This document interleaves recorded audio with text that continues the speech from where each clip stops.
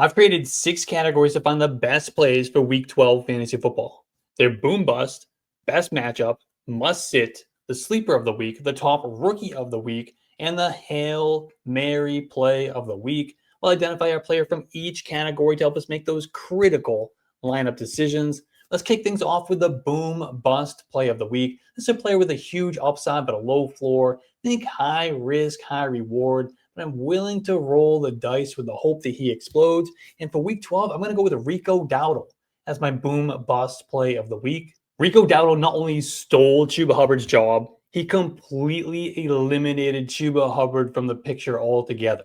He's had no fewer than 17 carries in 6 of the last 7 games. He has 14 red zone carries over the last 3 weeks with 13 targets over that same period.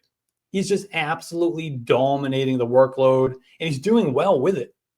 Despite starting the season as the backup running back, he is still 4th in rushing yards, 6th in carries. He has 6 touchdowns, 31 red zone touches, and I don't see any reason to think that will let up anytime soon. Now he gets a matchup with a 49ers defense that is decimated by injuries and ranks middle of the pack in rushing yards allowed and fantasy points per game allowed to the running back position. I expect the Panthers to continue to lean on Rico Dowdle as the focal point of the offense and their go-to guy in the red zone, especially in this matchup against the 49ers. I also think we could say Saquon Barkley qualifies as a boom bust play this week against the Cowboys, Rome Odunze against the Steelers, and Kenneth Walker tease us some more against the Titans. Moving on to the best matchup for week 12. Plain and simple, this guy has the nuts matchup. Start him if you got him. And I'm looking at Stefon Diggs against the Bengals. Stefon Diggs has looked, he's looked like Stefon Diggs. A year removed from the ACL injury, about to turn 32 years old, Stefon Diggs is on pace for 1,000 yards. He's wide receiver 22 in fantasy points per game. He's coming off his 3rd 100-yard game of the season. He just looks like he's getting better and better every week. And he's a big reason why Drake May is one of the favorites to win MVP. And now he gets a matchup against the Bengals. And we already know all about the Bengals defense. They're terrible against the pass. They're terrible against the run. They're just bad at everything. They're a top 5 matchup for wide receivers this season. A real start him if you got him situation. So if you got Stefon Diggs, fire him up with all the confidence. Really, we're playing all the Patriots this week. Drake May, TreVeyon Henderson going against the Bengals. Jalen Hurts this week. It's a good matchup against the Cowboys. Jacoby Brissett, NFL record setter. Jacoby Brissett from week 11 against the Jaguars. Caleb Williams against the Steelers. Matthew Stafford against the Bucs. A.J. Brown against the Cowboys. And his teammate Devontae Smith all have really good matchups this week. Moving on to the must-sit for Week 12. This is the player with a terrible matchup. Needs to be on your bench if you have other options. I'm looking at Chase Brown this week against the Patriots. Just when you thought you could trust Chase Brown again, he's been a top 24 running back in 6 straight games and top 12 in each of the last 3. But now he runs into a Patriots defense that has completely shut down opposing running games this season, even without having their bye yet. The Patriots have allowed the fewest total rushing yards with just 2 rushing touchdowns by running backs. And to no surprise, they've allowed the fewest fantasy points per game to the running back position. Of course, it helps that they're always leading in games and teams have to throw to keep up. But no running back has reached 60 yards on the ground against the Patriots, and just 2 have topped 50 yards.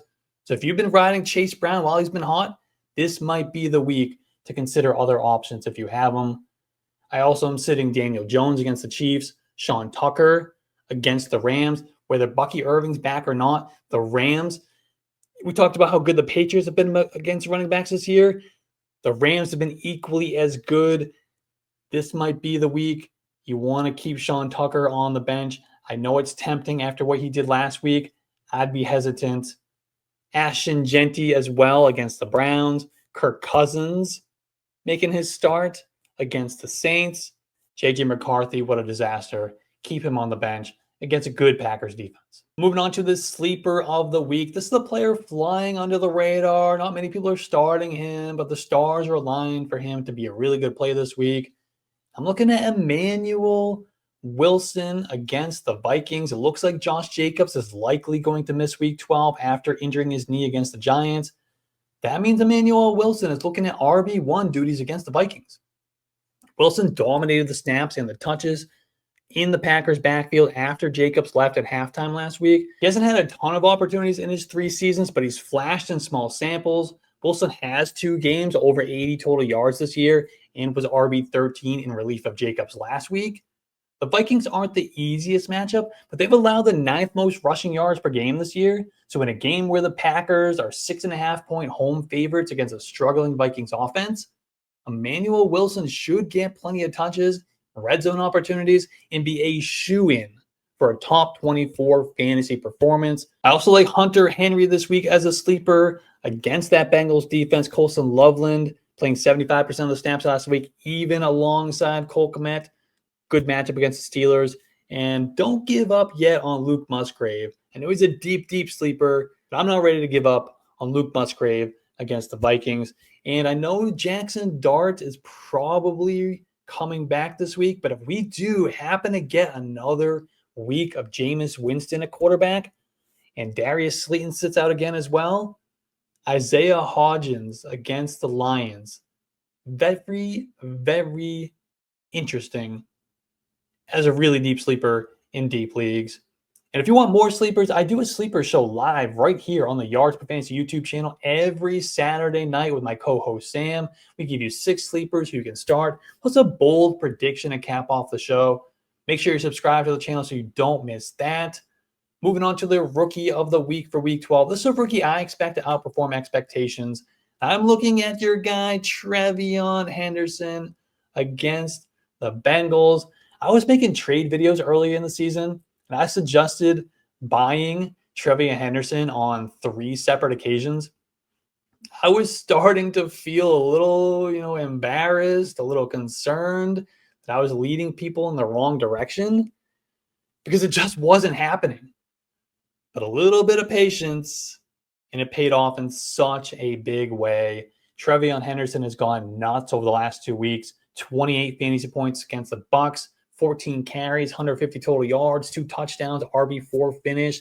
Then another 32 fantasy points last week against the Jets, 19 carries, 5 receptions, 3 touchdowns. He was RB3 on the week. Now, Ramondre Stevenson has returned to practice this week. I'm not sure of his game status yet. We'll find out a little bit more on Friday's injury report. But even if he's back, you can't put this toothpaste back in the tube. TreVeyon Henderson will continue to operate as the RB1, even if Stevenson does get his share as well. But TreVeyon Henderson is playing well. The Patriots have figured out how to use him in the matchup. Oh my God, the matchup is so good against the Vikings. In 10 games, the Bengals have allowed 1,371 rushing yards by running backs. They've already had their bye, and they still have allowed the most yards of any team this season. And it's still almost 100 yards more than the Giants, who have allowed the second most, and the Giants have played a whole extra game. They haven't had their bye. The Bengals have also allowed the second most receiving yards by running backs. And that's important because we saw those 5 targets from TreVeyon Henderson last week. And they've also allowed, by far, the most fantasy points per game to the running back position. So I know I don't need to tell you, but get TreVeyon Henderson in your lineup this week, and don't be afraid to keep him in there even if Ramondre is back. Heck, throw Ramondre in there as a flex as well. My other rookie I'm looking at this week, Quinshon Judkins, I think he'll have a really good performance this week against the Raiders. Shedeur Sanders is starting. They're not going to want to let that guy drop back and throw it all. Just hand it to Quinshon Judkins all game long. Matchup, game script should allow Quinshon Judkins to get a lot of touches in this game against the Raiders. Let's cap things off with the Hail Mary play of the week. This is a player who is rostered in less than 5% of Yahoo leagues, but can be started if you need a desperation play. I'm looking at Andrei Iosivas against the Patriots. I'm recording this on Thursday night. It sounds a lot like Joe Burrow is going to be back. But either way, I like Andrei Iosivas this week. Joe Flacco If he plays, he's been dropping back, 40, 45, 50 times a game. I don't know why coaches trust Joe Flacco to drop back that many times wherever he goes, but they do. So this is still relevant, even if it's Joe Flacco. But I do think it's going to be Joe Burrow. And now with Jamar Chase out this week due to his suspension, there's going to need to be someone who steps up in that offense. Why not Andrei Iosivas? Iosivas is already averaging 5 targets per game over the last 6 weeks with Jamar Chase in the lineup. That hasn't turned into a ton of fantasy production, but he still has finishes of wide receiver 26 against the Lions and wide receiver 13 just 2 weeks ago against the Bears. Now he gets a Patriots defense that has allowed the 3rd most touchdowns to wide receivers and the 11th most fantasy points per game to the wide receiver position. So we've got the passing volume, opportunity with no Jamar Chase, a guy who has proven he can be productive when given the opportunity, and a matchup against a Patriots defense that is tough against the run, but does give up some plays through the air. So if you're in need of a deep sleeper wide receiver who can give you like a 4 for 65 and a touchdown type of performance, Andrei Iosivas could be your guy. I'm also looking at Mac Hollins this week as a Hail Mary play against the Bengals. Now, Kayshon Boutte could be back, which would make me a little bit more hesitant to throw a dart at Mac Hollins. But at this point, we're just throwing darts. Let's just play a guy who has been productive in recent weeks against a really bad Bengals defense. I think we can go with Mac Hollins as a Hail Mary play. In that same game, for similar reasons why I like Andrei Iosivas, we can look at Noah Fant against the Patriots. Somebody in that Bengals offense, especially if it's Joe Burrow at quarterback, somebody is going to produce in that offense in the absence of Jamar Chase. The Patriots are going to look at T. Higgins and be like, we're not going to let that guy beat us. We got no Jamar Chase to worry about. We're going to focus on locking down T. Higgins. Somebody else is going to emerge in that passing game. Also like Greg Dortch this week. Marvin Harrison's going to be out again. Obviously, we know about Michael Wilson. We talked about him in this category last week. Greg Dortch could be your Hail Mary play against the Jaguars. Keaton Mitchell against the Jets. Tyler Lockett against the Browns. Adonai Mitchell against the Ravens is interesting. He was getting a lot of run last week against the Patriots, just his 2nd week with the Jets. Tyrod Taylor should bring some normalcy to that passing game, some competency to that passing game. I mean, he's not going to light it up, but just have a normal passing game. Adonai Mitchell could make some plays. He could have a good game. Throw a dart at him. Also like Kyle Williams against the Bengals again. If Kayshon Boutte's back, I'm a little bit more hesitant to play Kyle Williams.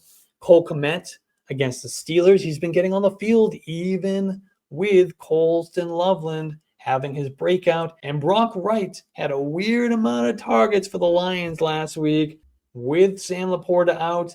I don't know if that's going to happen again, but he's worth throwing a dart if you are in a desperate situation. That's it. Those are our 6 categories. We probably talked about close to 30 players in this video, and I hope something from this video will help you get that W in week 12. Make sure you're liking the video, subscribe to the channel. I'll be putting out content like this all season long. And if you want more from me, you can find my rankings, articles, resources, and tools at yardsperfantasy.com. And don't forget to check out that sleeper show right here on Saturday night.